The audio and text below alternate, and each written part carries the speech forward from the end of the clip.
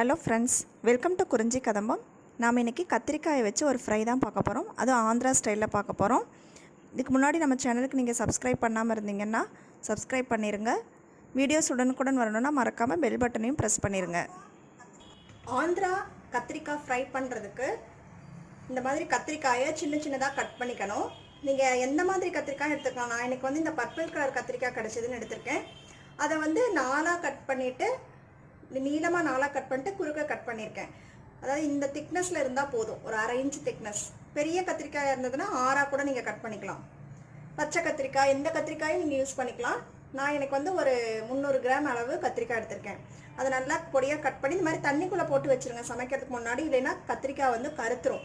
இந்த தண்ணியே பார்த்தீங்கன்னா கருப்பு கலரில் இருக்கும். ஏன்னா இது அயன் கண்டென்ட் அதிகமாக இருக்கிறதுனால இந்த மாதிரி கருப்பாயிரும் கத்திரிக்காய். நல்லா தண்ணியில் போட்டு வச்சுக்கலாம். இந்த கத்திரிக்காய் ஃப்ரைக்கு ஒரு பொடி பண்ண போகிறோம் இன்ஸ்டண்ட்டாக. அதுக்கு தேவையான பொருட்கள்: 1 டேபிள் ஸ்பூன் பொட்டுக்கடலை, 4 பல் பூண்டு, 1 டீஸ்பூன் சீரகம், கொஞ்சமாக ஒரு 2 டேபிள் ஸ்பூன் அளவு வர அளவு தேங்காய் துருவல் இருந்தாலும் சேர்த்துக்கலாம், இல்லை கொப்பரை தேங்காய் இருந்தாலும் சேர்த்துக்கலாம். நான் எனக்கு தேங்காயாக எடுத்து வச்சுருக்கேன். பொடியாக கட் பண்ண தேங்காய் 2 டேபிள் ஸ்பூன் வர அளவு எடுத்திருக்கேன். அப்புறம் இந்த பொடியோடையே நம்ம உப்பு சேர்த்து அரைச்சிக்க போகிறோம். தேவையான அளவு உப்பு. காரத்துக்கு காய்ந்த மிளகாய் சேர்த்துக்கலாம், இல்லைன்னா மிளகாய் தூள் சேர்த்துக்கலாம். நான் மிளகாய் தூள் சேர்த்துக்கிறேன். இதோட ஒரு 2 டீஸ்பூன் அளவு மிளகாய் தூள். நமக்கு காரம் எவ்வளோ வேணுமோ அதுக்கு தகுந்த மாதிரி நீங்கள் அட்ஜஸ்ட் பண்ணி சேர்த்துக்கோங்க. இது எல்லாத்தையுமே ஒரு மிக்ஸி ஜாரில் போட்டு நம்ம ட்ரையாக ஃபஸ்ட்டு பொடிச்சுக்கலாம்.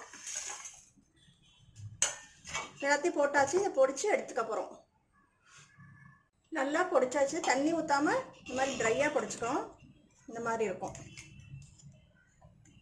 இது இருக்கட்டும். இப்போ நம்ம கத்திரிக்காய் எப்படி வேக வைக்கிறதுன்னு பார்க்கலாம். இல்லை, நான் இன்னைக்கு ஒரு டேபிள் ஸ்பூன் அளவு எண்ணெய் ஊற்றிருக்கேன். எண்ணெய் நல்லா காஞ்சதுக்கப்புறமா ஒரு 1/2 டீஸ்பூன் அளவு கடுகு.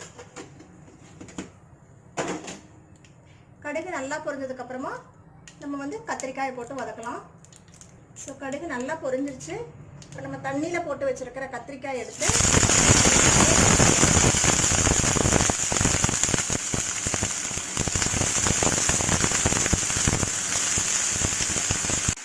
இது போட்டுட்டு லைட்டாக வதக்கிட்டிங்கன்னா மூடி வச்சிட்டாலே வெந்துடும். கத்திரிக்காயில் இருக்கிற தண்ணியும் இந்த எண்ணெயும் சேர்ந்து கத்திரிக்காய் நல்லா வெந்துடும். மூடி வச்சிடலாம். கத்திரிக்காய் வேகட்டும், வெயிட் பண்ணலாம். ஒரு 2 நிமிஷத்துக்கு அப்புறமா ஓப்பன் பண்ணிவிட்டு நல்லா இந்த கலவைங்க. கத்திரிக்காய் சீக்கிரமாக வெந்துடும் உங்களுக்கு. கத்திரிக்காய் ஒரு 2 நிமிஷம் தான் வெந்துருச்சு பாருங்கள். நல்லா வெந்துருச்சு. இப்போ ஓப்பன் பண்ணியே வேக வைக்கலாம். ரொம்ப மூடி வச்சுருந்தோம்னா அந்த தண்ணிக்கு குழகுழன்னு ஆகிடும். நமக்கு நல்லா குழகுழன்னு வரணுங்கிறதுனால இப்படி ஓப்பன்லேயே வச்சு வேக வைக்கலாம். பாருங்கள், நல்லா ப்ரௌன் கலர் ஆகிடுச்சு. அப்படி நல்லா ஃப்ரை ஆகிடுச்சு. தண்ணி எல்லாமே ஓரளவு போயிடுச்சு.